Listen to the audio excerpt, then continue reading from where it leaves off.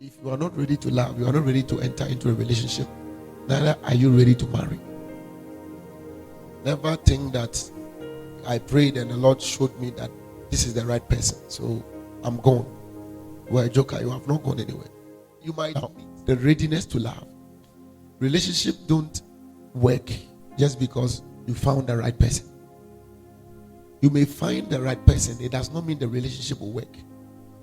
Relationship will not work. A long-term relationship will not be sustained. Whether relationship or marriage will not be sustained just because the two of you fell in love. You may fall in love. You may even find the right person. There can be money in the house. There may be cars and other things that we know that their presence should lead to a lasting relationship, to cause a marriage to be sustained. Have you found rich people who divorce?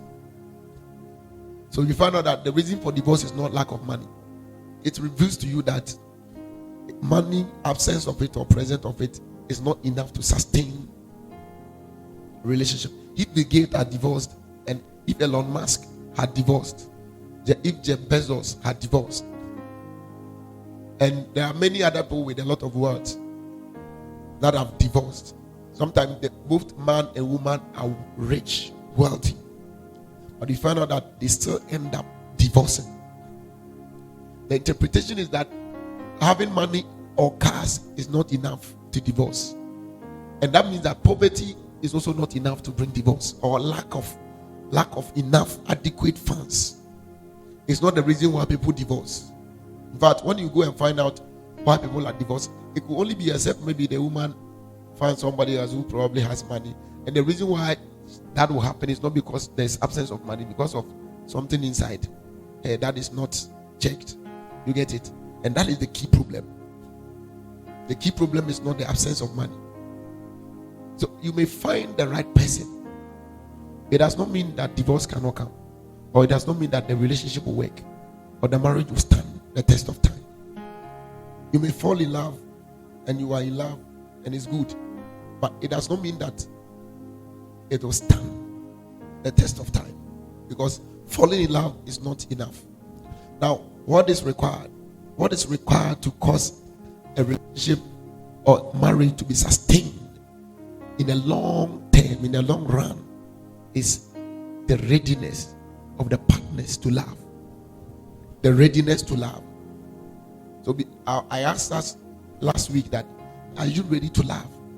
You must know that you are ready to love, or you are not ready to love. There's a love that controls you. That's not the one I'm talking about. There's a one that is intentional. There are three categories of love when we look at marriage and relationships. We have eros. Eros is the passionate attraction and all of that. Okay, are you ready to love? It goes beyond the eros, which is controlling you. We are looking at an intentional love that demands from you, that causes you to move out of your comfort zone. We are talking about that demands sacrifice from you. All the three categories of love that are supposed to be present, I will be talking about that. The first one, which I will look at, which is the eros, that one is effortless because it is what joins you. But beyond that are the other two: the filial, the sharing, the caring, the compassion, and then the agape, which is the unconditional one. That one, it's a decision that you have to take, that you have to take with understanding and knowledge of the fact that men are not perfect. So you love them anyway. You overlook things, weaknesses. If you are not ready to love, you are not ready to enter into a relationship, neither are you ready to marry. Never think that I prayed and the Lord showed me that this is the right person, so I'm gone. You are a joker. You have not gone anywhere. You might meet somebody who is right, and you may even have all the confirmation from God, and you may think you are gone. You are not gone yet. Your going is dependent on whether you are ready to love. The two of you are ready to love. It's a commitment. How much sacrifices are you willing to make? How much of your happiness are you willing to let go that another person will be happy? you willing to endure that somebody else will not feel pain? If you are ready to carry pain that somebody else will not feel pain, it means you are ready to love. Yeah. If you are ready to sacrifice sometimes your joy, sometimes your comforts, that somebody else will be comfortable, you are ready to love. That is why I told us last week that when you are choosing people, you have to make sure that this is the general state. To a higher extent, their general state is that they are lavish to an extent. They are sacrificial. They are willing to go to a certain extent. It's the reason why they say that relationship with phlegmatics hardly break. It's hardly break. Of course, we still have to depend on the Holy Ghost. Don't just go and say this is phlegmatic, or your family demons will still show you that it's not about phlegmatic. Beyond that, but the reason why a lot of the time dealing with them in relationships, the relationships are able to be sustained, is because they can endure so much that others will be okay. How much sacrifices are you willing to make? If you are not ready to make sacrifices for the happiness and the betterment of others, you are not ready to love yet. Yeah. You can be in love and be selfish. Yeah. Selfishness doesn't end because you are in love. Selfishness is something that it goes beyond many things. It's just the same as selflessness. When somebody is selfless, even his enemies, he can be hard towards them. So in the state that he should be hateful and then withhold, he must still release. It's the same with selfishness. Just that it may be covered up in a form that might not be easily noticed. Yeah, I was telling somebody, like somebody that you may know, everything that he does is for a reason. Like maybe we can be dancing and you come and spread maybe 1,000 Ghana cedis on somebody.